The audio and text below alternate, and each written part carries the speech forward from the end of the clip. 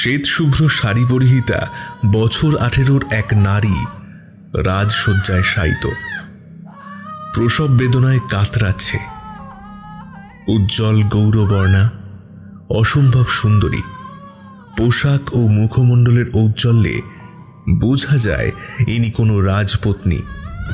নারীটি অসম্ভব চিৎকার করতে করতে কাতর কণ্ঠে বলে চলেছে, मारो बच्चों को, छोड़ दो बासा, छोड़ दो, मारो खून पी लो, उसे छोड़ दो।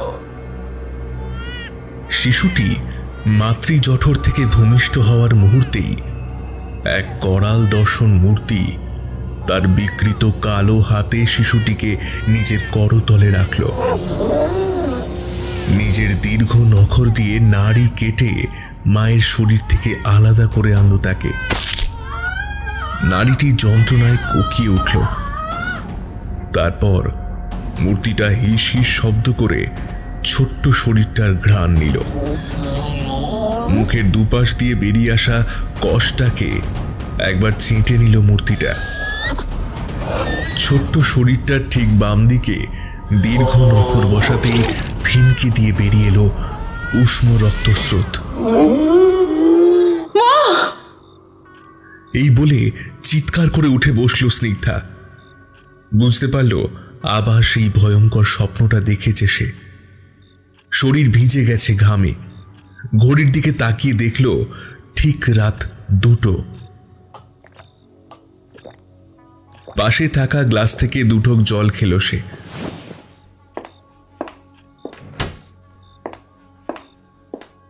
তারপর দরজা খুলে ব্যালকনিতে এসে একটা সিগারেট ধরালো।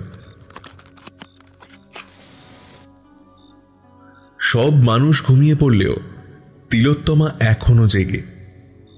সিগারেটের ধোঁয়া পাক খেতে খেতে বাতাসে মিশে যাচ্ছে। স্নিগ্ধা ভালো করে জানে আজ আর তার ঘুম হবে না।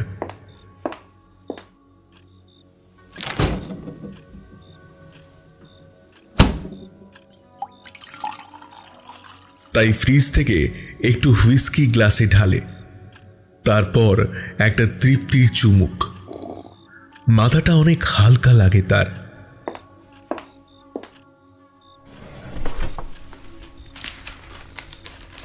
তারপর ড্রয়ার থেকে স্ক্রিপ্টটা বের করে পড়তে থাকে। সকালেই তার শুটিং আছে।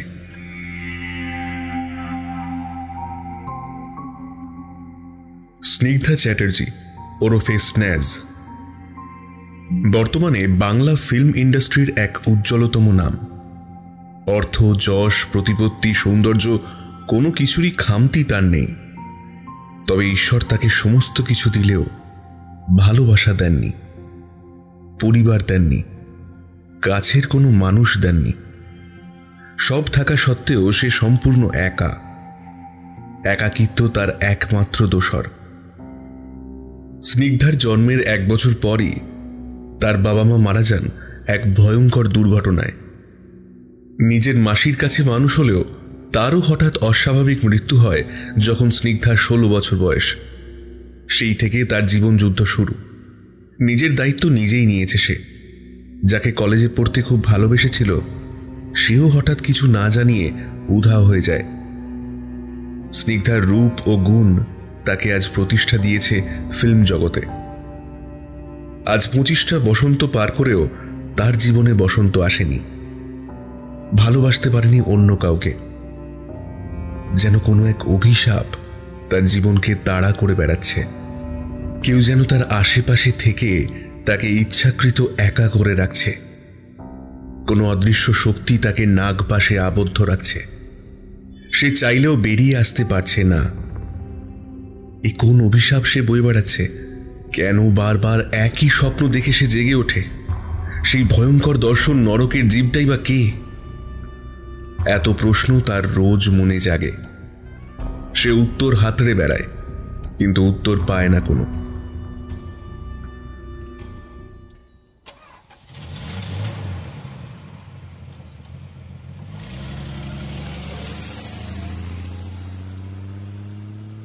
দুপুর নাগাদ গাড়ি নিয়ে বেরিয়ে পড়ে স্নিগ্ধা। সে একাই ড্রাইভ করে। আজ তাকে যেতে হবে আসানসোলের কাছে একটা নতুন লোকেশনে। সেখানে তার শ্যুট আছে আজ রাতে। লোকেশনে পৌঁছতে পৌঁছতে রাত হয়ে গেল। আকাশের মুখও আজ ভার। আসানসোল পেরিয়ে এগোতেই যে রাস্তাটা সেটা খুব নির্জন, দুপাশে ঘন হয়ে আসা জঙ্গলের সারি। স্নিগ্ধা একটু অবাক হলো। রাস্তাটা কেমন যেন, এই যেন পৃথিবীর বাইরের কোনো এক অংশ। আশ্চর্য, এটা কোন জায়গা? গুগল ম্যাপটা তো এই রাস্তায় দেখাচ্ছে। মনে মনে বলে ওঠে স্নিগ্ধা। গাড়িটা থামিয়ে বেরিয়ে আসে সে।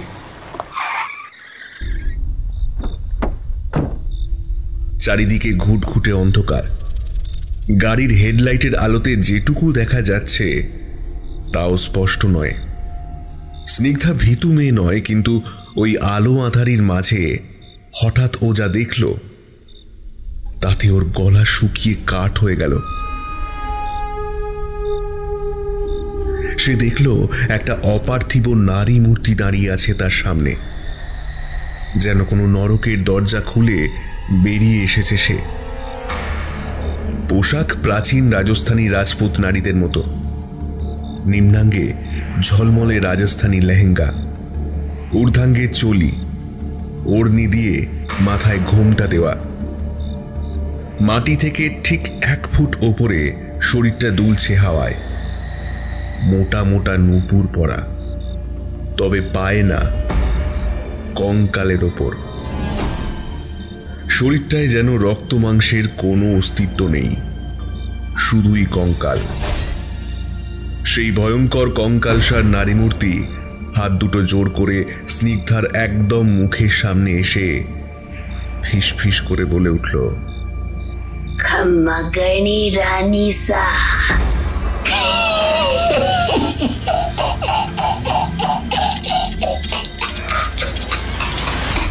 এই বলেই খিলখিল করে হেসে আবার বাতাসে মিলিয়ে গেল। স্নিগ্ধা নির্বাক হয়ে দাঁড়িয়ে রইল কিছুক্ষণ। স্নায়ুর ওপর আর জোর রইল না তার। চোখ দুটো ঠিকরে বেরিয়ে আসতে চাইল। হৃৎপিণ্ডটা যেন আর চাপ সহ্য করতে পারল না। অচেতন হয়ে পড়ে গেল সে।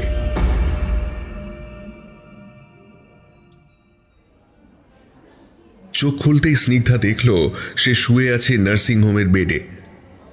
ওর পার্সোনাল অ্যাসিস্ট্যান্ট রিয়াজ ওর মুখের দিকে তাকিয়ে আছে উদ্বিগ্ন দৃষ্টিতে।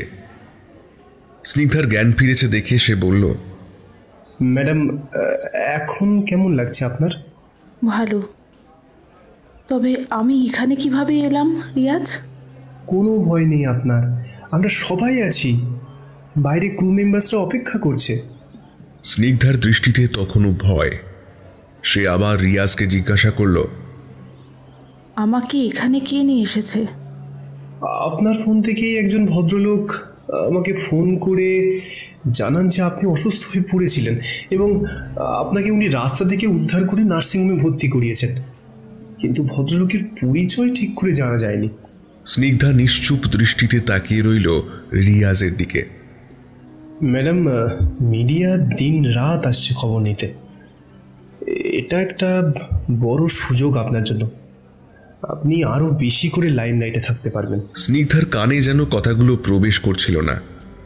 গত রাতের সেই বিভীষিকা যেন তার অবচেতন মনকে নাড়া দিয়ে যাচ্ছিল বারবার।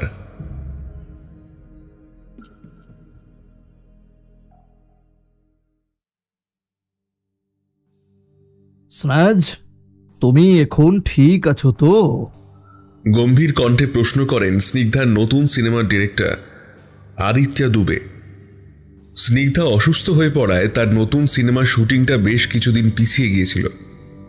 জনপ্রিয়তার শীর্ষে বলে তাকে রিপ্লেস করার কথা পরিচালক বা নির্দেশক কেউই ভাবেননি। স্নিগ্ধা সোফাতে হালকা হেলান দিয়ে মুখে সিগারেটের ধোঁয়া উড়িয়ে ডিরেক্টর আদিত্যকে বলল, মিস্টার দুবে, আমি এখন সম্পূর্ণ সুস্থ। আপনি বলুন কবে থেকে শুটিং শুরু করতে হবে, আমি প্রস্তুত। আদিত্য দুবে অবাঙালি, ভাঙা ভাঙা বাংলায় বললেন, ঠিক আছে স্ন্যাচ, শুটিং হবে রাজস্থানে। পরশু রওনা হবে সবাই। ওখানে গুহিল রাজবংশের রাজা বিজয় সিংহের বড় প্যালেস আছে। এখন ওদেরই পরের জেনারেশন দেখাশোনা করছে। ওখানেই সবাই হল্ট করবে। হারার মুভির শুটিং বুঝতেই পারছো, একটু আপবিট জায়গা না হলে চলবে না। তুমিও সব গুছিয়ে নাও, পরশু ফ্লাইট আছে। রাজস্থান কথাটা শুনে স্নিগ্ধার মেরুদণ্ড পেয়ে এক ঠান্ডা হিমেল স্রোত বয়ে গেল। মনে পড়ে গেল সেই ভয়ঙ্কর মূর্তিটার কথা। ব্যাপারটা শুধুই কাকতালীয় নাকি নাকি গভীর কোনো সম্পর্ক আছে তা বুঝতে পারল না স্নিগ্ধা।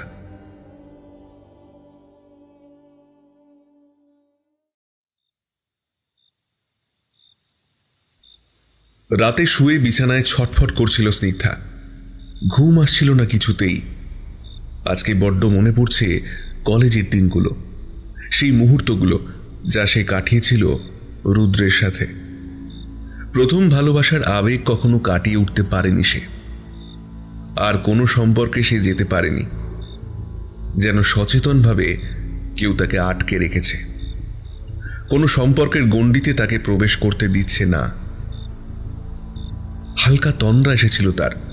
মানুষের তন্দ্রা হলো সেই অবস্থা যখন পার্থিব ও অপার্থিব জগতের একটা দরজা উন্মুক্ত হয়, জীবাত্মা ও প্রেতাত্মার যোগাযোগের একটা অদৃশ্য সেতু স্থাপিত হয়, যেখানে কল্পনা ও বাস্তবের মধ্যে পার্থক্যটা বোঝা যায় না। স্নিগ্ধা ধীরে ধীরে বুঝতে পারল সে যেখানে শুয়ে আছে সেখানকার দৃশ্যপট পাল্টাচ্ছে। ধোঁয়া আর কুয়াশার মিশ্রণে এক অদ্ভুত প্রহেলিকা সৃষ্টি হয়েছে। তার মধ্যেই কালো এক তাল অন্ধকার জমতে জমতে একটা পূর্ণাবয়ব নিল। অবয়বটা একজন পুরুষের, খুব চেনা কিন্তু ভীষণ অচেনা। মূর্তিটা ধীরে ধীরে এগিয়ে এলো স্নিগ্ধার দিকে। তার শরীরের গন্ধটা অনেকটা সোঁদা বালির মতো, অদ্ভুত অথচ অন্যরকম। স্নিগ্ধা ঘোরের মধ্যে চলে যায়। চেতন ও অচেতনের মধ্যে আটকে পড়ে সে। না, আটকে পড়ে না, ইচ্ছাকৃত আটকানো হয় তাকে। পুরুষটি তার মুখটা স্নিগ্ধার কানের কাছে আনল। তার মধ্যে দেখা দিল অদ্ভুত কামনার ঢেউ। আরো কাছে এগিয়ে এলো পুরুষ অবয়বটা। স্নিগ্ধার ঘাড়ের রগটা ফুলে উঠল। হঠাৎ পুরুষটি দাঁত বসালো তার ঘাড়ে।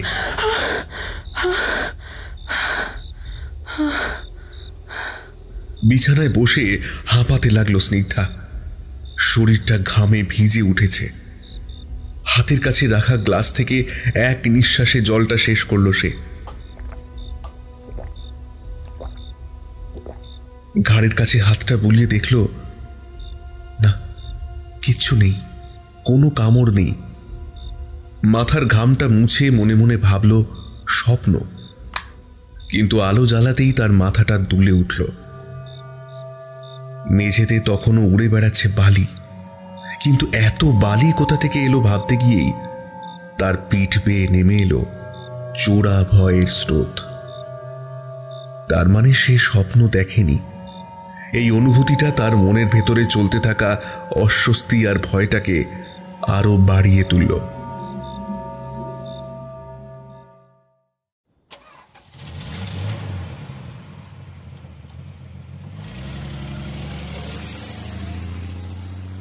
স্নিগ্ধা সহ তার ক্রু মেম্বার্সরা যথারীতি কলকাতা থেকে জয়পুর পৌঁছল। সেখান থেকে গাড়ি করে রওনা হলো চিতোরগড়ের দিকে। না, চিতোরগড়ের দুর্গ তাদের গন্তব্য ছিল না।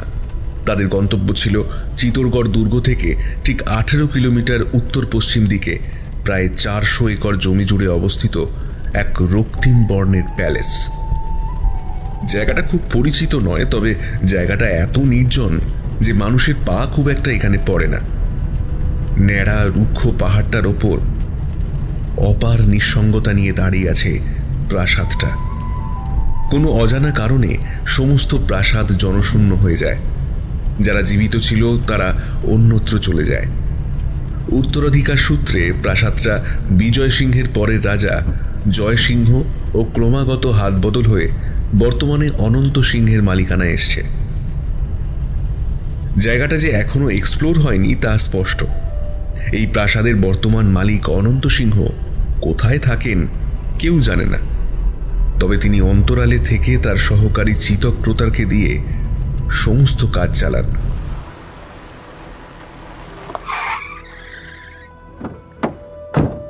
স্নিগ্ধাদের গাড়িটা এসে দাঁড়ালো প্যালেসটার কাছে। গাড়িতে ছিল সে, তার অ্যাসিস্ট্যান্ট রিয়াজ, তাদের মুভির হিরো আর্য আর গাড়ির ড্রাইভার। পেছনের গাড়িতে আসছিলেন অন্যান্য ক্রিউ মেম্বার্স ও ডিরেক্টর।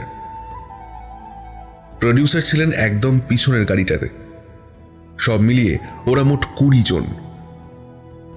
গাড়িটা থামতেই তন্দ্রা ভাঙে স্নিগ্ধার।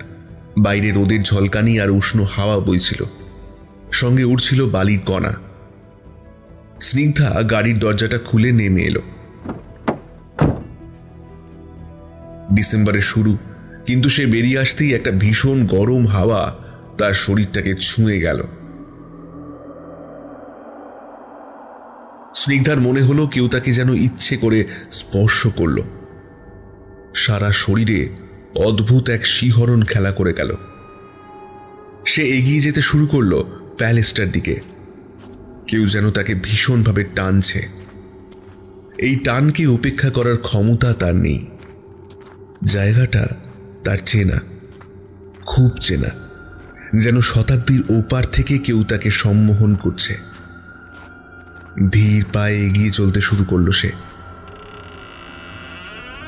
বড় গেটটা নিজে থেকেই ক্যাঁচ ক্যাঁচ শব্দ করে খুলে গেল। সে এগিয়ে চলল এক অমোঘ আকর্ষণে। হঠাৎ জমে উঠতে লাগলো অন্ধকার। সেই একই রকম অন্ধকার সে দেখেছিল তার ফ্ল্যাটে তন্দ্রাচ্ছন্ন অবস্থায়। সত্যি মিথ্যার দোলা চলে। সেই অন্ধকার আবার জমা হচ্ছে। ওই অন্ধকারের মধ্যেই একখানা অবয়ব সৃষ্টি হলো। বোঝা যায় তা এক পুরুষ অবয়ব। সেই অবয়বটা একটু একটু করে এগিয়ে এলো তার সামনে। ফিসফিস করে তার কানে কানে বলল,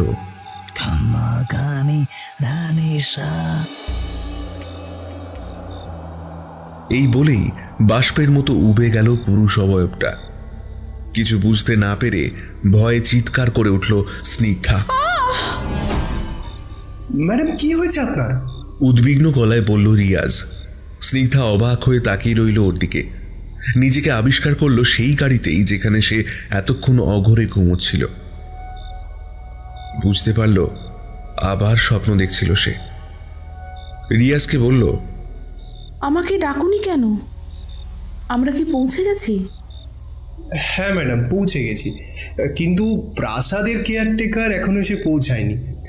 তার আসতে সন্ধ্যা হবে, তাই অগত্যা গাড়িতেই থাকতে হবে আমাদের। ডিরেক্টর স্যার তাই বললেন, অচেনা জায়গা, চারিদিকে জঙ্গল, কোনো জঙ্গলি পশুও আক্রমণ করতে পারে।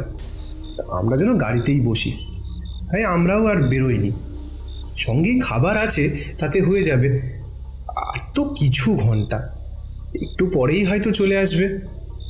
আপনাকে দেখলাম অঘরে ঘুমাচ্ছিলেন, কিন্তু কিন্তু আপনি চিৎকার করলেন কেন? ভয়ের স্বপ্ন কিছু দেখেছিলেন নাকি? ওই দিক থেকে আর্য বলে উঠল, স্ন্যাক, এত ভয় পাচ্ছ কেন? এসো, রোম্যান্টিক সিনটা শ্যুট করার আগে একটু রোম্যান্স করে তোমার ভয়টা কাটিয়ে দিই। এত সুন্দর একটা রোম্যান্টিক জায়গা, একটু রোম্যান্স তো করাই যায়। আর্য রায় প্রথম সারির বিখ্যাত নায়কদের মধ্যে অন্যতম। ইন্ডাস্ট্রিতে এমন কোনো নায়িকা নেই যার সাথে তার সম্পর্ক হয়নি। সুন্দরী স্নিগ্ধা এবার তার কাম্য। কিন্তু স্নিগ্ধা নিজস্ব গুণে ও দক্ষতায় ইন্ডাস্ট্রিতে জায়গা করে নিয়েছে। সে আর্যকে একদম পছন্দ করে না। কথাটা শোনার পর আর্যর দিকে ভীষণ রাগত চোখে তাকালো, কিন্তু কিছু বলল না। অনেকটা সময় এইভাবে কেটে গেল। ডিরেক্টর আদিত্য দুবে অনন্ত সিংহকে অনেকবার ফোনে ট্রাই করলেন, কিন্তু পেলেন না। এদিকে সন্ধ্যা হতেই চারিদিক থেকে ভেসে আসতে লাগলো একদল হায়নার কান্নার শব্দ। গাড়ির ভেতর বসে থাকা প্রতিটা প্রাণী আতঙ্কে কাঁটা হয়ে রইল। আদিত্য ঠিক করলেন ফিরে যাবেন। এমনটাই ভেবে যখন সবাইকে ফোন করতে গেলেন, তখনই তার গাড়ির কাছে টোকা পড়ল। চমকে উঠলেন আদিত্য। গাড়ির কাঁচ নামাতেই চোখে পড়ল এক অশীতিপর বৃদ্ধের মুখ। তার সমস্ত মুখ বলিরেখায় ঢাকা, চোখগুলো বয়সের ভারে ঘোলাটে। ঝুঁকে পড়েছে পিঠ, মাথায় রাজস্থানী পাগড়ি পরা, পরনে মলিন ধুতি আর ফতুয়া, হাতে ধরে রেখেছে টিমটিম করে জ্বলতে থাকা একখানি লণ্ঠন। একটু হেসে কাঁপা কাঁপা গলায় সে আদিত্যকে বলল, সাহেব, মাফ করবেন, দেরি হয়ে গেল। অনেকটা দূর থেকে আসছি, জোরে পা চালাতে পারি না। এভাবে অন্ধকারে সবাই প্রাণে ঝুঁকি নিয়ে রয়েছে, গাড়ি থেকে বেরোতেও পাচ্ছি না জীবজন্তুর ভয়ে। ঠিক করে খাওয়া দাওয়া হয়নি কারোর, আর তুমি বলছো ক্ষমা করবেন? বৃদ্ধ কিছু না বলে খ্যাক খ্যাক করে হেসে উঠল। আদিত্যর সারা শরীর জ্বলে উঠল। তখনই সে লক্ষ্য করল বৃদ্ধর দাঁতগুলো অন্ধকারে যেন তীরের ফলার মতো চকচক করে উঠল। প্রত্যেকে গাড়ি থেকে নেমে এগিয়ে চলল সামনে থাকা বৃদ্ধকে অনুসরণ করে। রাত প্রায় 9টা। চারদিক অন্ধকারের পর্দায় আবৃত। প্যালেসটাকে ঘিরে রয়েছে কুয়াশার ঘন আবরণ। এহেন থমথমে পরিবেশের কারণেই হোক বা ভয়ই হোক, কারোর মুখে কোনো কথা নেই। স্নিগ্ধা রিয়াজের পাশে পাশেই চলছিল। হঠাৎ পাশের জঙ্গল থেকে একদল হায়নার ক্রূর হাসির শব্দ ভেসে এলো। প্রচণ্ড ভয়ে স্নিগ্ধা রিয়াজের হাতটা চেপে ধরল। পিছন ফিরে ওর মনে হলো জঙ্গল থেকে শত সহস্র জ্বলন্ত চোখ তাদেরকেই দেখছে, যেন বহুদিন পর তাদের রক্ত পিপাসা মিটবে। রিয়াজ দীর্ঘদিন ধরেই স্নিগ্ধাকে ভালোবাসে। তার ভালোবাসা নিষ্পাপ। সে জানে কোনোদিনও এই সম্পর্ক পরিণতি পাবে না, তাই সে তার গণ্ডি পেরোয়নি। যতটা পেরেছে আগলে রেখেছে স্নিগ্ধাকে। তার ভালোবাসার কথা শুধু তার মা জানে। রিয়াজ স্নিগ্ধার হাতটা আলতো করে ধরে তাকে বোঝাতে চাইল ভয় না পেতে। সে তার সঙ্গে প্রতি মুহূর্তে রয়েছে। বৃদ্ধ লোহার দরজাটার তালা খুলল। দরজাটা একটা বিশ্রী ক্যাঁচ ক্যাঁচ শব্দ করে খুলে গেল, যেন দীর্ঘদিন খোলা হয়নি সেটা। ক্রু মেম্বারসদের মধ্যে থেকে রাইমা বলে উঠল, আরে দাদাজি, এ তো ভূতের বাড়ি, এখানে কি করে থাকবো? এই বলেই সাইনার দিকে তাকিয়ে হাসতে লাগলো সে। রাইমা আর সাইনা গ্রুপের অন্তরঙ্গ বন্ধু। গসিপ থেকে সেলেবদের হাঁড়ির খবর সব তাদের কাছে সহজলভ্য। তারা হাসলো বটে, কিন্তু দুজনের কেউই লক্ষ্য করল না অন্ধকারে দপদপ করে জ্বলে উঠল বৃদ্ধ কেয়ারটেকারের চোখ। পাশ থেকে এক সুরে ডেকে উঠল এক ঝাঁক সাপদ। প্রত্যেকের মেরুদণ্ড বেয়ে নেমে গেল হিম শীতল স্রোত। আসন্ন বিপদের আভাসে পৃথিবীও যেন থমথম করে উঠল। এক রাশ হিমশীতল কুয়াশার ঝাঁক সরিয়ে প্রত্যেকে এগিয়ে চলল অনির্দিষ্টের দিকে। আর্য লক্ষ্য করল রাইমা তার কাছে এসে হাতটা স্পর্শ করে গেল। অভিজ্ঞ আর্যর তার ইশারা বুঝতে অসুবিধা হলো না। প্রাসাদে প্রবেশ করেই সকলে মোবাইলের টর্চ জ্বালালো। সাথে সাথে তারা প্রত্যেকেই অবাক হয়ে গেল। বাইরের পরিবেশের সঙ্গে ভেতরের কোনো মিল নেই। তারা যেন কোনো প্রাচীন আমলের ঝাঁ চকচকে রাজবাড়িতে এসে পড়েছে। ইলেকট্রিসিটির ব্যবস্থা থাকলেও এলাকাটিতে পাওয়ার অফ হওয়ার জন্য আলো জ্বলছে না। তাই সেই বৃদ্ধ মোমবাতি জ্বালানোর জন্য এগিয়ে গেল রান্নাঘরের দিকে। কি অদ্ভুত, এই বৃদ্ধ কি অন্ধকারও দেখতে পায়? আপনার নাম? বাংলায় বলুন মেম সাহেব। আমি বেশ কয়েক বছর কলকাতায় কাজ করেছি, ব্রিটিশদের আর্মিতে কাজ করেছি।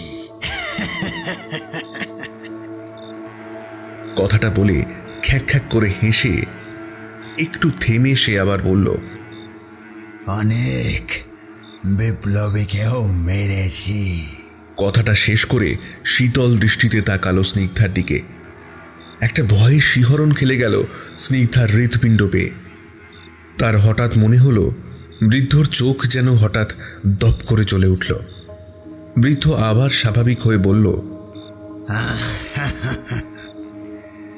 আমার নাম তেজ প্রতাপ। প্রাসাদের ভেতরটা বেশ সুন্দর করে সাজানো, সাদা পাথরে মোড়া অন্দরমহল, মাঝখান দিয়ে সিঁড়ি। সেই সিঁড়ি বেয়ে উঠলে দেখা যায় দুপাশে সারি দেওয়া ঘর। আশ্চর্যের বিষয় হলো প্রাচীন এই প্রাসাদে প্রত্যেকটা ঘরে লাগোয়া স্নানঘর রয়েছে। সিঁড়ির দুপাশে দুটি সশস্ত্র সৈনিকের মূর্তি। দেখে মনে হয় বহমান কাল ধরে তারা রক্ষা করে আসছে প্রাসাদটিকে। ধীরে ধীরে প্রত্যেকে সিঁড়ি বেয়ে উপরে উঠে গেল, কিন্তু কেউ লক্ষ্য করল না সেই মূর্তি দুটোর চোখের পাতা নড়ে উঠল, যেন তাদের ঘুম ভাঙছে। রাতের খাবার খেয়ে যে যার ঘরে শুতে চলে গেল। প্রাসাদের ঘরগুলো একে অপরের থেকে আলাদা। প্রত্যেকটা ঘর যেমন বড় তেমনি সুন্দর আর রাজকীয়। প্রত্যেকটা ঘরে দুজন করে আছে। শুধু নায়ক আর্য একা একটা ঘর নিয়েছে, এবং তার উদ্দেশ্যটা যে ভালো না তা বলাই বাহুল্য। রিয়াজ আর টেকনিশিয়ান রাজ একটা ঘরে ছিল। স্নিগ্ধার সাথে ছিল সর্বক্ষণের মেকআপ আর্টিস্ট তনয়া। ভারী মিষ্টি ও সুন্দর মেয়ে, ভীষণ ভালোবাসে স্নিগ্ধাকে। ঘুমোতে যাওয়ার আগে রিয়াজ তার সঙ্গে আনা একটা কালো তাবিজ স্নিগ্ধাকে দিল। তার মা স্নিগ্ধাকে চেনেন, আর রিয়াজ যে স্নিগ্ধাকে ভালোবাসে তাও জানেন। তাই ওরা কলকাতা ছাড়ার আগে দুটি তাবিজ আনেন মসজিদ থেকে। স্নিগ্ধা স্মিত হেসে বলল, কি এটা রিয়াজ? পীরের তাবিজ ম্যাডাম, আপনাদের ভাষায় যাকে বলে মায়ের আশীর্বাদ। স্নিগ্ধার চোখ জলে ভিজে গেল। মাকে পাওয়া তার হয়নি, তাই মায়ের আশীর্বাদ কি তা সে জানে না। এটা বাম হাতে পড়বেন ম্যাডাম। রিয়াজ চলে গেল। স্নিগ্ধাও ভালোবেসে হাতে পড়ল সেটি। রিয়াজ অন্ধকার করিডোর পেরিয়ে নিজের ঘরের দিকে যাচ্ছিল। চারিদিক নিস্তব্ধ নিঝুম। হঠাৎ ওর মনে হলো একটা অবয়ব দাঁড়িয়ে আছে সিঁড়ির ধার ঘেঁষে। মিশকালো অন্ধকারে রিয়াজের মনে হলো জোনাকির মতো কিছু একটা জ্বলছে আর নিভছে। কিন্তু জোনাকির আলো তো এত লাল হয় না। চোখের ভুল না তো? চোখ বন্ধ করে আল্লাহকে স্মরণ করল রিয়াজ। মনে মনে একটা দোয়া আওড়াতে লাগলো। চোখ খুলে দেখলো আর কেউ নেই সেখানে। একটা ঠান্ডা স্রোত মেরুদণ্ডের মধ্য দিয়ে বয়ে গেল। কারণ এই দোয়া কাজে তখনই লাগে যদি সেখানে কোনো শয়তান থাকে।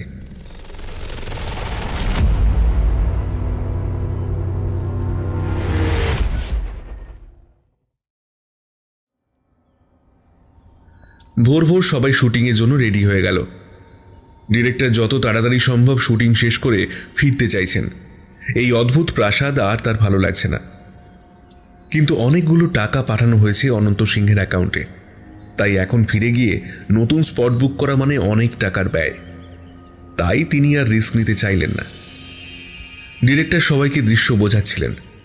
প্রথম দৃশ্যে দেখানো হবে স্নিগ্ধা ভয় পেয়ে মাটিতে পড়ে যাবে, তার পায়ে খুব ব্যথা লাগবে, আর আর্য এসে তাকে কোলে তুলে নেবে।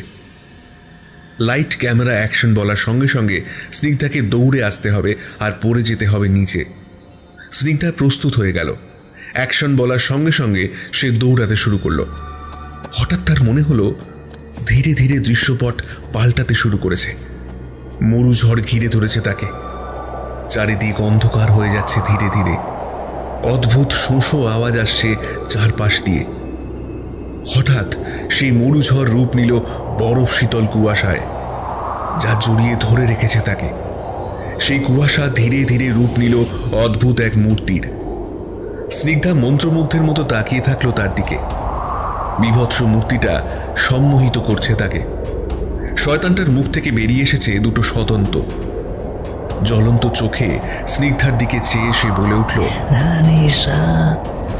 স্নিগ্ধা দেখল অবয়বটা ওর ঘাড়ের কাছে মুখটা এগিয়ে নিয়ে আসছে। আতঙ্কে চিৎকার করে উঠল স্নিগ্ধা, ম্যাডাম ম্যাডাম। জ্ঞান ফিরতেই স্নিগ্ধা দেখল আদিত্য দুবে বিরক্ত মুখে চেয়ে আছে ওর দিকে। আর্য স্নিগ্ধাকে জড়িয়ে ধরে আছে। তার স্পর্শ স্নিগ্ধার মনে ঘৃণার জন্ম দিল। ও দূরে সরিয়ে দিল আর্যকে। ছিটকে সরে গেল আর্য। রাগে আর অপমানে আর্যর গাল লাল হয়ে উঠল। স্নিগ্ধাকে প্রথম থেকেই সে কাছে পেতে চায়, চরিতার্থ করতে চায় তার আদিমতম জিঘাংসা। কিন্তু স্নিগ্ধা ওর ডাকে সাড়া দেয় না। স্নিগ্ধা একবার ক্রোড় দৃষ্টিতে তাকালো আর্যর দিকে। শুটিং সেদিনের মতো প্যাক আপ করা হলো। স্ন্যাচ, তোমার মাঝে মাঝে কি হচ্ছে? তোমার কি শরীর খারাপ লাগছে? এরকম করলে তো শুটিং শেষ করতে পারবো না আমরা, এতগুলো টাকার ব্যাপার রয়েছে। স্নিগ্ধা আদিত্যর চোখে মুখে বিরক্তির ভাব লক্ষ্য করল। মনক্ষুণ্ণ হল সে। বলল, এই প্রাসাদে নিশ্চয়ই কিছু একটা আছে যা আমাকে নিজের কাছে নিতে চায়। আমি অনুভব করি ভয়ঙ্কর কিছু আছে। আমি অনুভব করি ওর নোংরা দৃষ্টি আমার ওপর সবসময় আছে। আমি যত তাড়াতাড়ি সম্ভব শুটিং শেষ করে বাড়ি ফিরবো। আমার খুব ভয় করছে। আদিত্য স্নিগ্ধার কথা শুনে কিছুটা অবাক হলেন। চিন্তিত গলায় স্নিগ্ধাকে বললেন, তুমি যাও, রেস্ট নাও। I think you are tired, you need rest. স্নিগ্ধা কথা বাড়ায় না, চলে আসে নিজের ঘরে।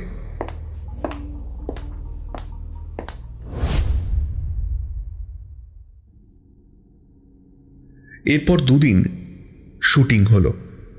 সেখানে আর কোনো সমস্যা হলো না। তৃতীয় দিন রাত্রে আর্য নিজের ঘর থেকে বেরিয়ে করিডোরের সিঁড়ির সামনে এসে দাঁড়ালো, যেটা নেমে গেছে নিচের বড় হলটায়। লোডশেডিং থাকায় চারিদিক গুমোট অন্ধকারে ঢেকে আছে। শুধু ওপরের করিডোরে পুরনো আমলের দুটো ঝাড় লণ্ঠন, তার একটাতে টিম টিম করে দুটো মোমবাতি জ্বলছিল। সেই মোমবাতির আলোয় চারিদিক হালকা উদ্ভাসিত। একটা সিগারেট ধরালো আর্য। সারাদিন শুটিংয়ে চাপ, তার মধ্যে কোনো নারী সঙ্গ না পেয়ে হাঁপিয়ে উঠেছে সে। হঠাৎ তার মনে হলো হলঘরটা যেখানে দোতলার সিঁড়ি শেষ হয়েছে সেখানে যেন কেউ দাঁড়িয়ে আছে। অবয়বটির গঠন আর্যর খুব চেনা। রাইমা। একটা আদিম অস্থিরতায় তার মন চঞ্চল হয়ে উঠল। আর্য দেখল রাইমা ধীরে ধীরে উপরের দিকে উঠে আসছে। অন্ধকারে দেখে মনে হলো রাইমা হাঁটছে না, যেন ভেসে ভেসে উপরের দিকে উঠে আসছে। আর্য ভাবল এটা মনের ভুল। রাইমা একদম ওর মুখের কাছে এসে দাঁড়ালো। ঘুটঘুটে অন্ধকারে মোমবাতির হালকা নিয়ন আলোয় রাইমার চোখ দুটো যেন জ্বলজ্বল করে উঠল। স্যার, আপনি এত রাতে এখানে কি করছেন?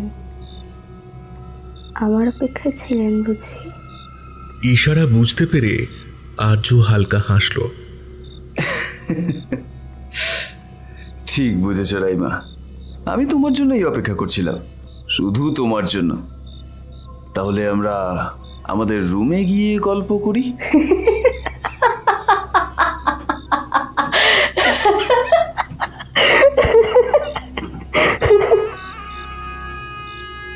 কথাটা শুনে রাইমা হো হো করে হেসে উঠল। হাসিটা ঠিক মানুষের মতো না, যেন শতাব্দী প্রাচীন কোনো ভয়ঙ্করী হেসে উঠেছে। আর্যর গায়ে কাঁটা দিল। রাইমা আবার সেই রকম মায়াময় গলায় বলল, এখানে থাকতে খুব অসুবিধা হচ্ছে, তাই না স্যার? আসুন, আপনাকে আমি সুন্দর একটা জায়গায় নিয়ে যাব, যেখানে আপনি যা চান, যেভাবে চান তাই করতে পারবেন।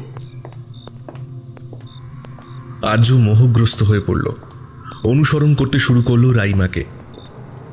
আর্য যদি জ্ঞানে থাকতো তাহলে বুঝতে পারত রাইমা রূপী অবয়বটা হাঁটছে না, বরং ভেসে চলেছে। রাইমাকে অনুসরণ করতে করতে সে এসে পড়েছে ছাদের উপর। চারিদিক হালকা চাঁদের আলোয় ভেসে যাচ্ছে। দূর থেকে ভেসে আসছে হায়নাদের তীক্ষ্ণ কান্না। হঠাৎ সম্বিত ফিরল আর্যর। সে নিজেকে আবিষ্কার করল ছাদে। সামনে দাঁড়িয়ে সাদা সিফনের রাত পোশাক পরা রাইমা। শরীরটা কেঁপে উঠল আর্যর। রাতে খাওয়ার পর স্কচ খাওয়া তার অভ্যাস। সেই নেশাটাও হঠাৎ কেটে গেছে। সে কি করবে বুঝতে পারল না। একবার কাঁপা কাঁপা গলায় বলল, রাইমা, আমাকে এখানে নিয়ে এসেছো কেন? এইবার রাইমা তার দিকে ঘুরল।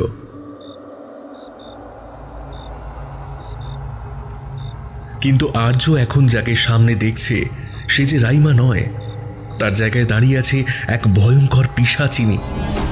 চোখ দুটো থেকে যেন আগুন ঠিকরে বেরোচ্ছে, চুলগুলো অবিন্যস্ত, যেন শত সহস্র নাগিনী ফনা তুলেছে।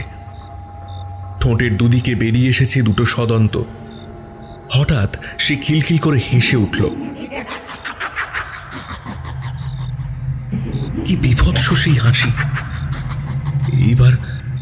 এবার আর্যর ভয় করতে লাগলো।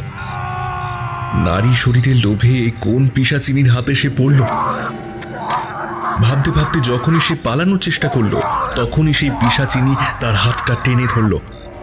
প্রচন্ড জিঘাংসা নিয়ে তার ঘাড়ে বসালো প্রচন্ড কামড়। ধীরে ধীরে পান করলো শরীরের সমস্ত রক্ত। তারপর ছিবড়ে হওয়া শরীরটা ফেলে দিল ছাদ থেকে। পৈশাচিক অট্টহাসিতে ফেটে পড়ল সেই ভয়াল দর্শনা, এবং ধীরে ধীরে মিলিয়ে গেল দীর্ঘ তৃষ্ণা মেটার পরিতৃপ্তি নিয়ে।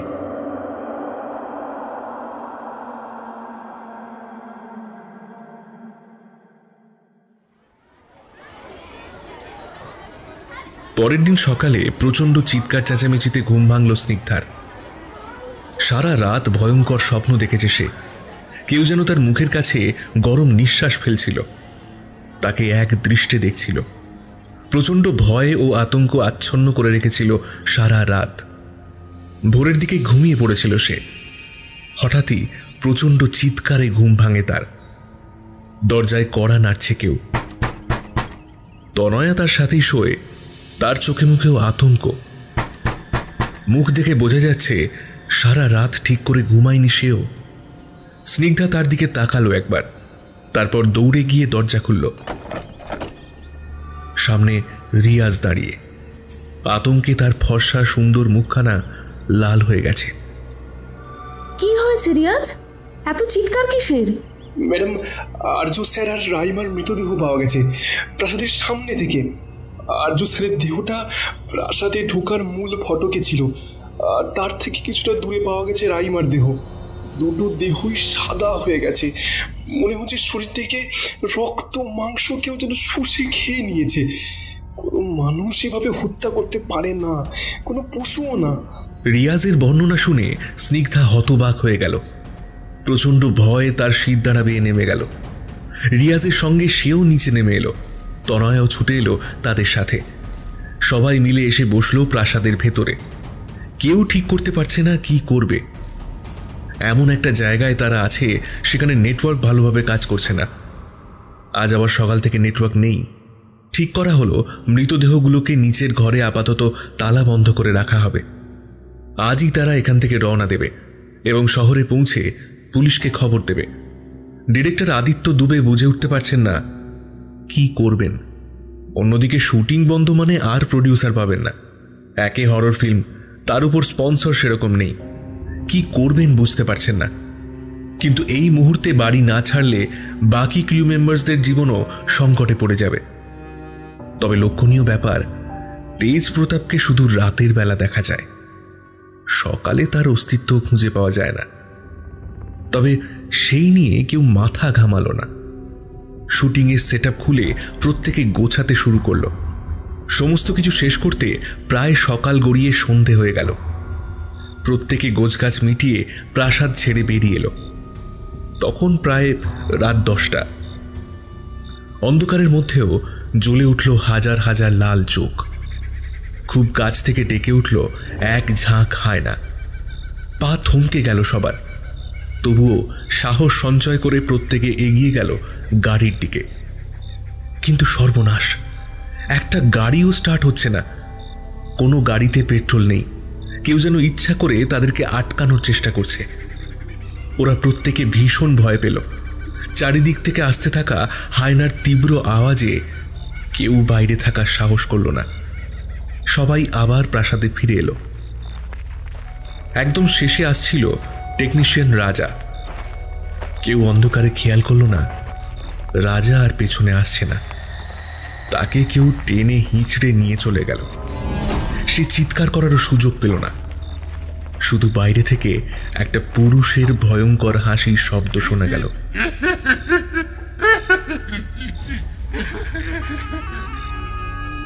প্রাসাদে প্রবেশ করলো সবাই। তারা বুঝতে পারল কোনো এক কুচক্রী ষড়যন্ত্রে তারা জড়িয়ে পড়েছে। আদিত্য দুবে হাতের লাইটারটা জ্বালালো। সবার মুখ থমথমে, ভয়ে সাদা কাগজের মতো হয়ে গেছে। রিয়াজ ছোট্ট টেবিলের উপর রাখা মোমবাতিটা ধরালো। প্রত্যেকে শুনেছে সেই ভয়ঙ্কর পুরুষ কণ্ঠে হাসির আওয়াজ। তবু কেউ একটাও কথা বলতে পারছে না। স্নিগ্ধা ভয়ার্ত মুখে মূল ফটকের দিকে আঙুল দেখিয়ে বলল, ওরা কারা? প্রত্যেকে ফটকের দিকে তাকিয়ে দেখল দুটো ছায়া অবয়ব প্রবেশ করছে।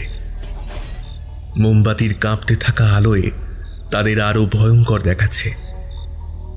মনে হচ্ছে কোনো ভয়ঙ্কর পিশাচ যেন পাতালের অন্ধকার কূপ থেকে বেরিয়ে উঠে এসেছে পৃথিবীর বুকে।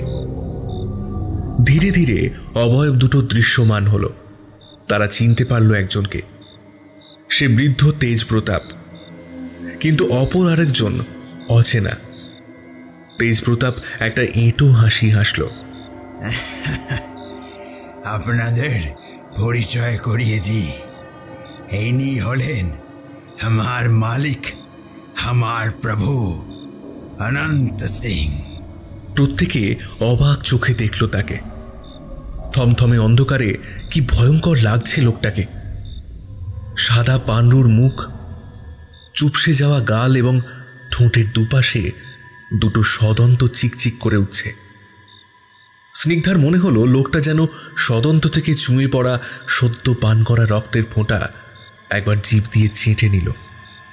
ভদ্রলোকের পোশাকও অদ্ভুত, প্রাচীন রাজাদের মতো। তাকে দেখে মনে হচ্ছে কোনো মৃতদেহ যেন কবর থেকে বেরিয়ে এসে তাদের সামনে দাঁড়িয়ে আছে। ভদ্রলোকের সব থেকে ভয়ঙ্কর হলো তার চোখ দুটো। আবছা অন্ধকারে জ্বলছে যেন সেটা। অন্যদিকে রিয়াজ খেয়াল করল অনন্ত সিংহ স্নিগ্ধার দিকে এক দৃষ্টে তাকিয়ে আছে। হঠাৎই বাইরে বাজ পড়ার তীব্র শব্দে এবং আলোয় ঝলসে উঠল চারিদিক। বাইরের দিকে তাকিয়ে দেখল সবাই, সেখানে কিছু একটা যেন ঝুলছে। রিয়াজ আর দুজন ক্রিউ মেম্বার্স এগিয়ে গেল সেদিকে। সঙ্গে থাকা মোমবাতিটাকে তুলে ধরল। দেখল ফটকের সামনে বেরিয়ে থাকা লোহার বিম থেকে ঝুলছে টেকনিশিয়ান রাজার কঙ্কাল সার মৃতদেহ। কেউ যেন তার সমস্ত রক্ত মাংস এক নিমেষে পান করে বিমের মধ্যে গেঁথে দিয়েছে দেহটা। রাজার ঠিকরে বেরিয়ে আসা চোখে ধরা পড়ছে তীব্র মৃত্যু যন্ত্রণা। একের পর এক ঘটে চলা ঘটনাগুলোর আকস্মিকতায় সবাই পাথর হয়ে গেছে। অনন্ত সিংহ তার ঘর ঘরে গলায় হিন্দি ভাষীদের সুর টেনে ভাঙা ভাঙা বাংলায় বলল, এই অঞ্চলে নেকড়ে আর হাইনার উপদ্রব খুব। আপনাদের এত রাতে বাহার যাওয়া ঠিক হয়নি। সেটা আপনার আগেই জানানো উচিত ছিল আমাদের। সমস্ত টাকা পেমেন্ট হয়ে গেছে, শুটিং বন্ধ, এত মানুষের মৃত্যু, আমি এদের বাড়ির লোককে কি জবাব দেব? অনন্ত সিংহ ঠান্ডা দৃষ্টিতে আদিত্যর দিকে একবার তাকিয়ে হিস হিসে গলায় বলল, এখানে আসার আগে জায়গাটা সম্পর্কে আপনার ভালো করে জানা দরকার ছিল। আমি ব্যবসা করি, সেটা তো আমি করবই। কথাটা বলেই অনন্ত সিংহ স্নিগ্ধার দিকে এগিয়ে গেল। তার একদম মুখের কাছে পৌঁছে গিয়ে ফিসফিস করে বলল, খাম্মা গানি রানিসা। একটা হিম শীতল অনুভূতিতে স্নিগ্ধার বুক কেঁপে উঠল। শতাব্দী প্রাচীন কোনো পিশাচ যেন তার রক্ত শুষে নিতে চাইছে। অনন্ত সিংহের অন্তর্ভেদী দৃষ্টির সামনে স্নিগ্ধা নিজের স্নায়ুর ওপর নিয়ন্ত্রণ রাখতে পারল না। অজ্ঞান হয়ে পড়ে গেল মেঝের উপর।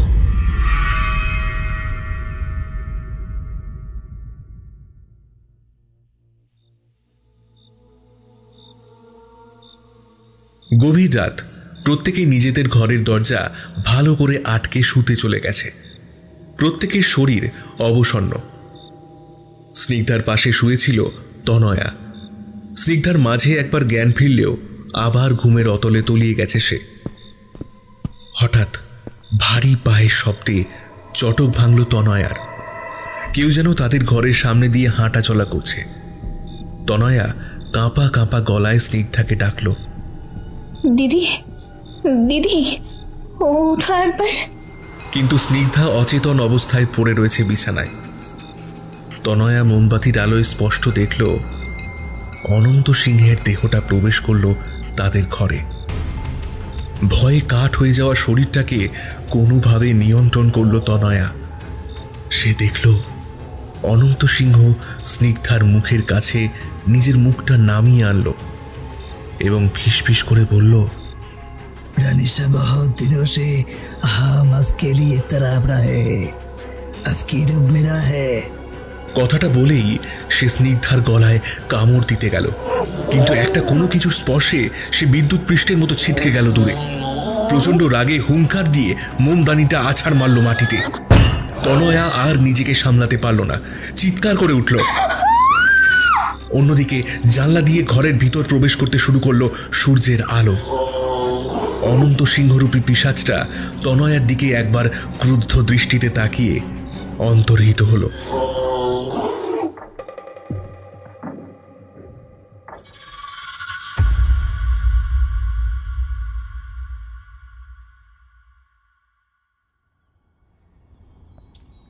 পরের দিন সকালে আদিত্য দুবের নিষ্প্রাণ দেহ পাওয়া গেল নিচের হলঘরের মেঝের উপর। প্রচণ্ড আক্রোশে কেউ যেন তার মাথাটা পেছনে ঘুরিয়ে মুচড়ে দিয়েছে। সাদা হয়ে যাওয়া মুখমণ্ডলে প্রচণ্ড ভয়ের ছাপ স্পষ্ট। চোখ দুটো যেন ঠিকরে বেরিয়ে আসতে চাইছে। আদিত্য দুবের মৃতদেহ প্রথম দেখে তার অ্যাসিস্ট্যান্ট রাজনন্দিনী। ওর ভয়ার্ত চিৎকার শুনেই প্রত্যেকে বেরিয়ে আসে নিজের ঘর থেকে। হঠাৎ তনয়া ভীত স্বরে বলে ওঠে, এবার আমার পালা। আমি জানি এটা কার কাজ। ও আমাকেও মেরে ফেলবে। অনন্ত সিং আর তেজ প্রতাপ কোথায়?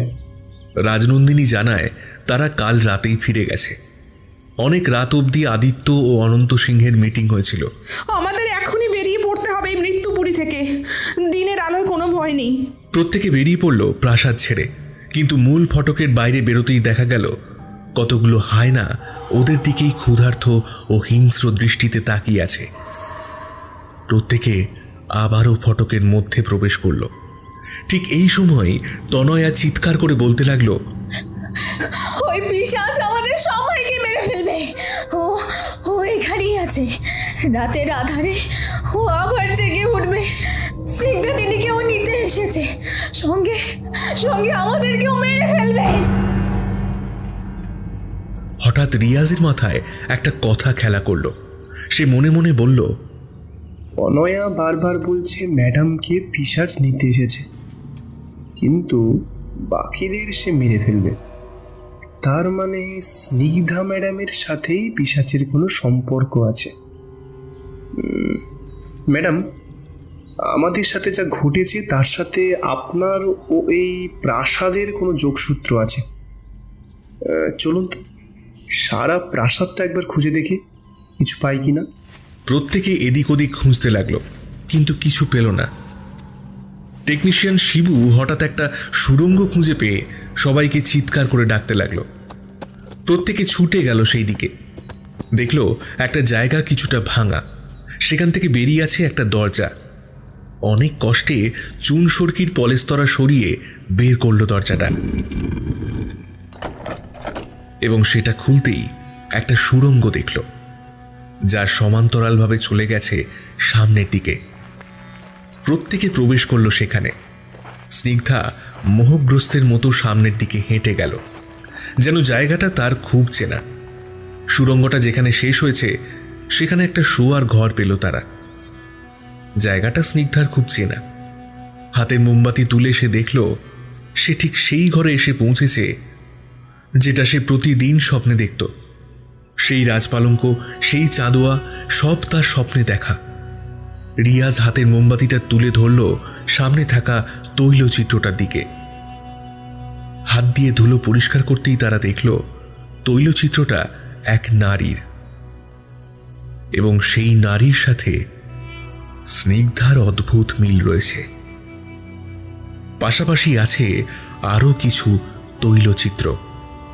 সেখানে উল্লেখ করা আছে তৈলচিত্রের সাল 1620।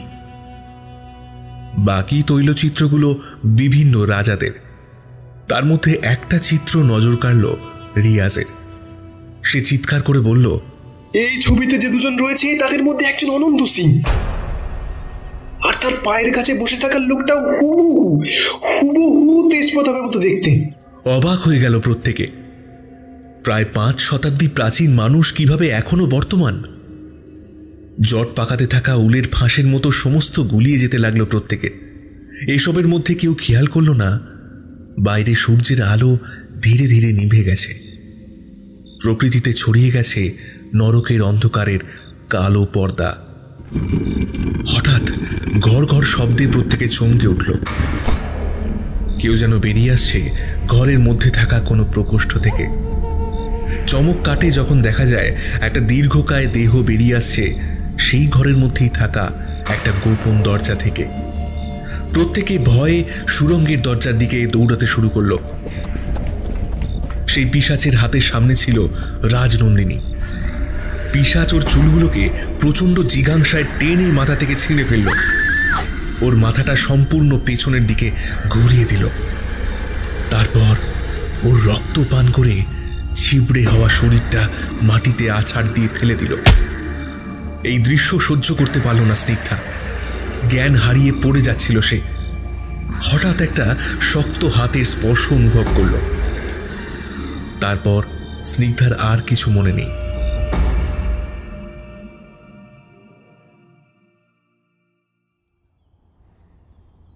সকালে পাখির শব্দে জ্ঞান ফিরতেই স্নিগ্ধা দেখল সে শুয়ে আছে তার বিছানায়।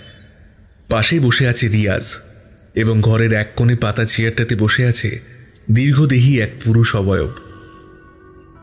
আবছা ঘোর লাগা চোখে সে দেখল সেই পুরুষটি হাসি মুখে ওর দিকেই তাকিয়ে রয়েছে। এবার ধীরে ধীরে তার সম্পূর্ণ জ্ঞান এলো। সামনে দাঁড়িয়ে থাকা মানুষটার চোখ তার চেনা। হাতে জড়ানো রুদ্রাক্ষ ও দাড়ি গোঁফের জঙ্গল দেখে মনে হবে লোকটা তান্ত্রিক। কিন্তু স্নিগ্ধার চিনতে ভুল হলো না। ও যে তার প্রথম আবেগ, প্রথম ভালোবাসা। ঝাপসা হয়ে এলো স্নিগ্ধার চোখ। ভাঙা গলায় সে বলল, রুদ্র। রুদ্র তার মাথায় স্নেহের হাত বুলিয়ে বলল, আমি এসে গেছি, আর ভয় নেই। বিভীষিকাময় রাত্রি কাটিয়ে প্রত্যেকে ক্লান্ত ও অবসন্ন। প্রত্যেকটা মৃত্যু যেন অভিশাপের মতো তাড়া করছে তাদের। রুদ্রাচার্য ব্যানার্জি তথা রুদ্র বলতে শুরু করল, আমি রুদ্রাচার্য ব্যানার্জি, স্নিগ্ধার কলেজের বন্ধু। তনয়া অনেকটা স্বাভাবিক হয়েছে। সে বলল, আপনি এখানে কিভাবে? সব বলবো, তার আগে আপনারা যে প্রাসাদে আছেন তার গল্পটা শুনুন, তাহলে স্পষ্ট হবে আপনাদের দুর্ভাগ্যের কারণ আর এই অভিশাপ থেকে মুক্তির পথ। এই প্রাসাদের নাম প্রতাপগড়। এই জায়গাটাও প্রতাপগড় নামেই পরিচিত। যে সময়ের কথা বলছি সে সময় রাজা উদয় সিংহ শাসন করতেন এই অঞ্চল। তার স্ত্রী রানী লক্ষ্মী ছিলেন যেমন সুন্দরী তেমনি গুণবতী। রানীকে প্রচণ্ড ভালোবাসতেন উদয় সিংহ, কিন্তু উদয় সিংহের ভাই অনন্ত সিংহ ভালোবেসে ফেলেন রানীকে। বারবার প্রস্তাব দেন রানী যাতে উদয় সিংহকে ছেড়ে তার কাছে চলে আসে, কিন্তু রানী তার কথা কখনোই শোনেনি। বরং উদয় সিংহের কাছে সমস্ত কিছু নালিশ করেন। রাজা উদয় সিংহ অনন্ত সিংহকে তাড়িয়ে দেন রাজপ্রাসাদ থেকে। প্রচণ্ড রাগে ও অপমানে অনন্ত সিংহ ঘর ছাড়া হন। সঙ্গে যায় তার বিশ্বস্ত চাকর তেজ প্রতাপ। ঘটনাক্রমে অনন্ত সিংহের সাথে পরিচয় হয় বাঞ্জারা সম্প্রদায়ের এক পিশাচ সাধিকা গুলেরির। গুলেরি তাকে বিধান দেয়, অনন্ত সিংহ যদি তার শরীরে পিশাচ ধারণ করেন তবে তিনি অমরত্ব পাবেন এবং সঙ্গে পাবেন তার ভালোবাসাকেও। তবে তার জন্য দরকার তাদেরই বংশের কোনো এক নবজাতকের বলি। ঠিক এই সময় লক্ষ্মী দেবী সন্তান সম্ভবা হন। সন্তান প্রসবের দিন গুলেরি লক্ষ্মী দেবীর শাশুড়িকে বশ করে নেয় এবং তার মধ্যে প্রবেশ করায় এক নিম্ন শ্রেণীর পিশাচিনীকে। সন্তান প্রসবের যন্ত্রণায় ছটফট করতে থাকেন লক্ষ্মী। সন্তান প্রসবের পর চোখের সামনে দেখেন এক ভয়ঙ্কর পিশাচকে এবং তার শাশুড়ি মা তার নবজাতক পুত্র সন্তানকে অবলীলায় সেই পিশাচের হাতে তুলে দিচ্ছে। হয়ে যন্ত্রণায় শোকে তিনি দিশেহারা হয়ে পড়েন। রক্তাক্ত শরীর নিয়ে বেরিয়ে আসেন সেই প্রসব ঘর থেকে। দেখেন মেঝেতে পড়ে রয়েছে উদয় সিংহের মৃতদেহ। অনন্ত সিংহ হাতে তলোয়ার নিয়ে দাঁড়িয়ে, সঙ্গে তার চাকর তেজ প্রতাপ। অন্যদিকে গুলেরি এসে বলে, राणा सा आपका काम हो गयो, आज से आप अमर हो। मारो मालिक आपके शरीर में है, रानी सा भी आपका। आप अमर हो, अमर।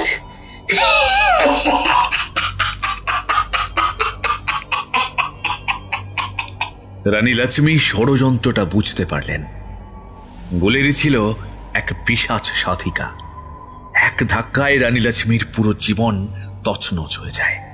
তিনি চিৎকার করে কেঁদে ওঠেন আর বলেন,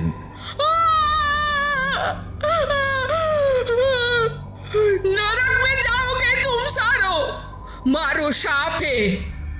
বলেই চোখের নিমেষে অনন্ত সিংহের হাতের তলোয়ারটা কেড়ে নিয়ে নিজের কণ্ঠনালী বরাবর চালিয়ে দিলেন।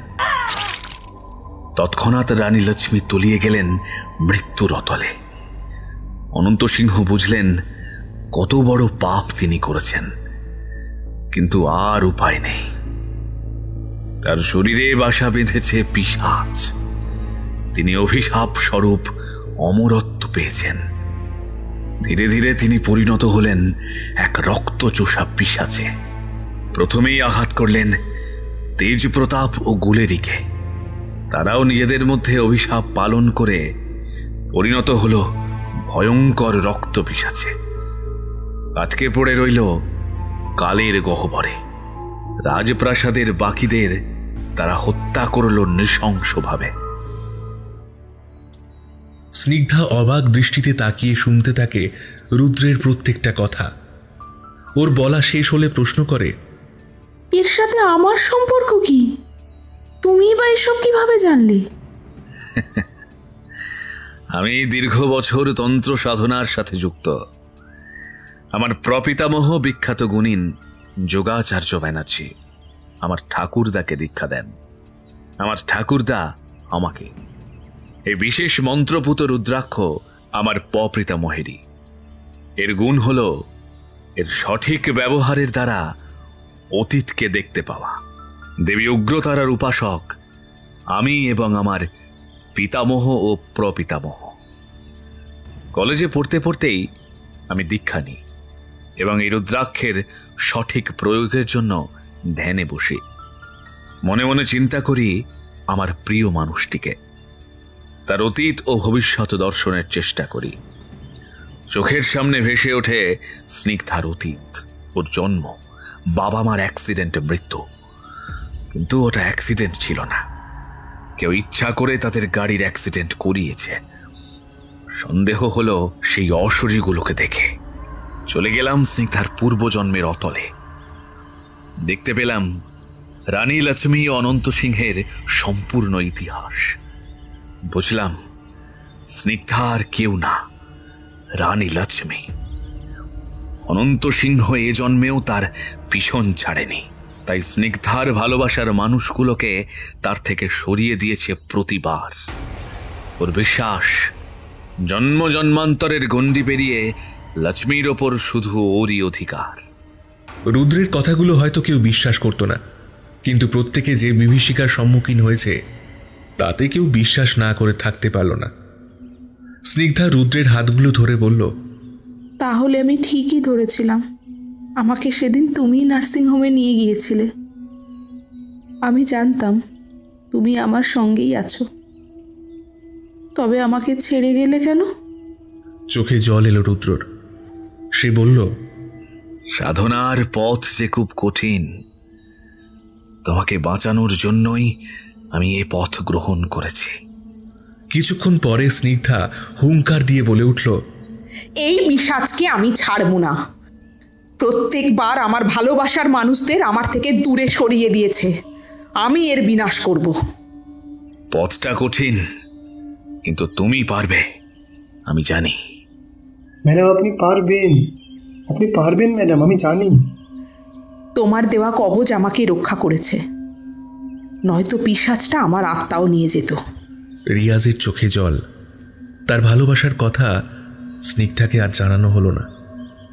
সে খেয়াল করল তার গলার কবচটা কোথায় যেন পড়ে গেছে। রুদ্র স্নিগ্ধাকে বুঝিয়ে বলল কি করতে হবে। স্নিগ্ধা, পিশাচ জাগবে রাতের আঁধারে। তোমাকে মা উগ্রতারার এই মন্ত্রপুত খাঁড়াটা দিলাম। এটা দিয়ে ওই পিশাচের গলায় কোপ দিতে হবে এবং ধর থেকে মুন্ডু আলাদা করে দিতে হবে। তবে মনে রেখো, পিশাচ কিন্তু খুব ধূর্ত। ও অনেক রকম রূপ নিয়ে তোমার কাছে আসবে।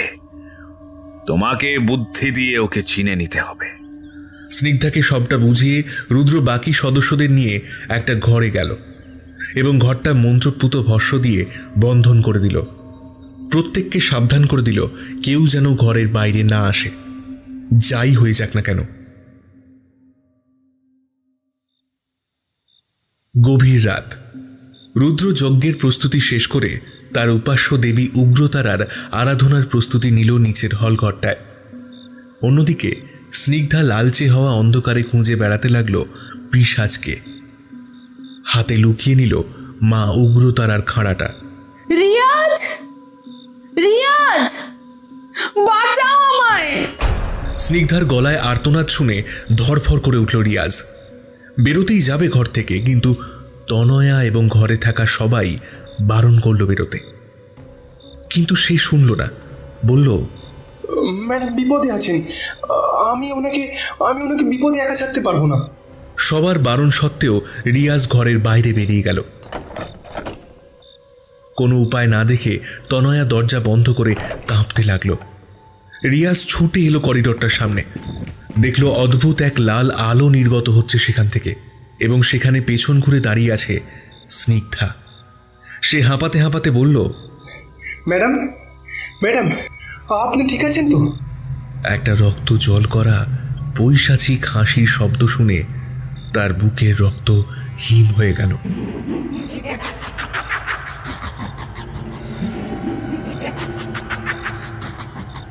মনে পড়ল পীরের কবচটা হারিয়ে ফেলেছে সে সুড়ঙ্গ দিয়ে দৌড়ানোর সময়। মূর্তিটা সামনে ঘুরতেই দেখল এক ভয়ঙ্কর পিশাচিনী তাকে দেখে হাসছে। পেছন থেকে আসা একটা লিকলিকে হাত ঘুরিয়ে দিল রিয়াজের মাথা। ধপ করে পড়ে গেল তার নিথর শরীর। পিশাচিনী তার সমস্ত রক্ত মাংস শুষে নিল। পড়ে রইল রিয়াজের সাদা হওয়া শরীরটা। শুধু বন্ধ হওয়া চোখ দিয়ে দুফোঁটা জল বেরিয়ে এলো।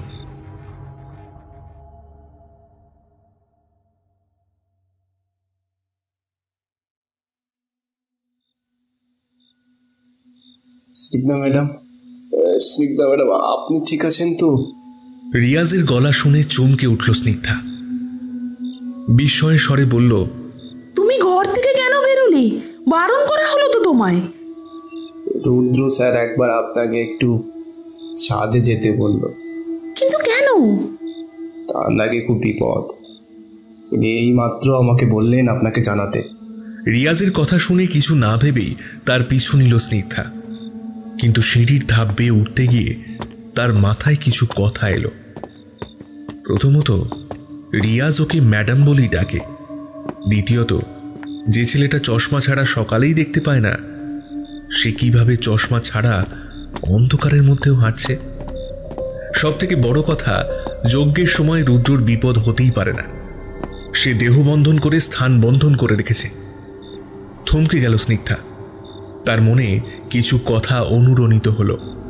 তবে মনে রেখো, পিশাচ খুব ধূর্ত, ও নানান রূপ নিয়ে তোমার কাছে আসবে। তোমাকে বুদ্ধি দিয়ে ওকে চিনে নিতে হবে। ভয়ে বুক কেঁপে উঠল স্নিগ্ধার। তৎক্ষণাৎ পেছন ফিরে ছুটতে শুরু করলো নিচের হল ঘরে যাওয়ার জন্য। পিশাচও তার পিছু নিল। দৌড়তে দৌড়তে হঠাৎ সিঁড়িতে হোঁচট খেয়ে ঠিক হলঘরটার কাছেই রুদ্রের যজ্ঞস্থান থেকে হাত পাঁচেক দূরে ছিটকে পড়ল স্নিগ্ধা। তার হাত থেকে খাঁড়াটা কিছুটা দূরে গিয়ে পড়ল। রুদ্র ধ্যানে উপবিষ্ট। যজ্ঞের আগুন নিভু নিভু। এই আগুনেই ফেলতে হবে পিশাচের মুন্ড। পিশাচ এসে স্নিগ্ধার চুলের মুঠি ধরে তুলে ধরল তার দেহ। ক্রূঢ় হেসে হিস হিসে গলায় বলল,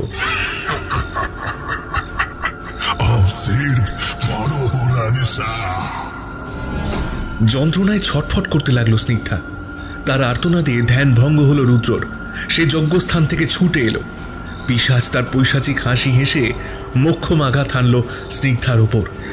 স্নিগ্ধাকে দূরে ছুঁড়ে ফেলে দিল সে। রুদ্র তার হাতে রুদ্রাক্ষ যজ্ঞস্থানে রেখে এসেছে। সেই সুযোগে পিশাচ রুদ্রের গলাটা উপড়ে ফেলার চেষ্টা করল। সেই মুহূর্তেই স্নিগ্ধা হাতে তুলে নিল খাঁড়াটা। প্রচণ্ড রাগে এক কোপে পিশাচের মুন্ডধর থেকে আলাদা করে দিল এবং সেটা গিয়ে পড়ল যজ্ঞের আগুনে।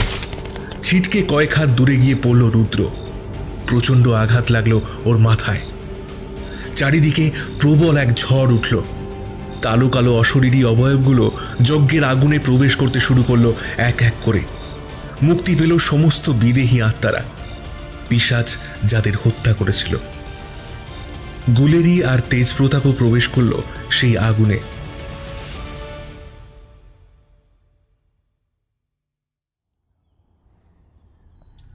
পরের দিন সকালে রিয়াজের মৃতদেহ পাওয়া গেল। কান্নায় ভেঙে পড়ল স্নিগ্ধা। সমস্তটা শুনেও কতটা ভালোবাসলে একটা মানুষ বিপদ জেনেও তার প্রিয় মানুষটাকে বাঁচাতে যায়। পুলিশে খবর দেয়া হলো।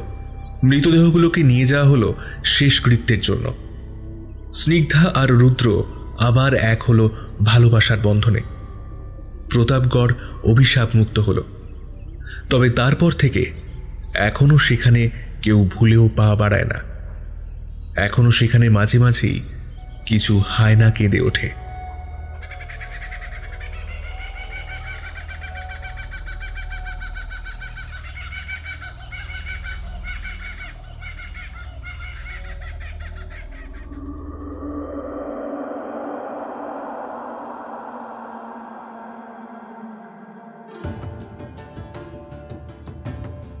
শুনছিলেন লেখিকা অদিতি চক্রবর্তীর কলমে প্রতাপগড়ের রক্তপিশাচ।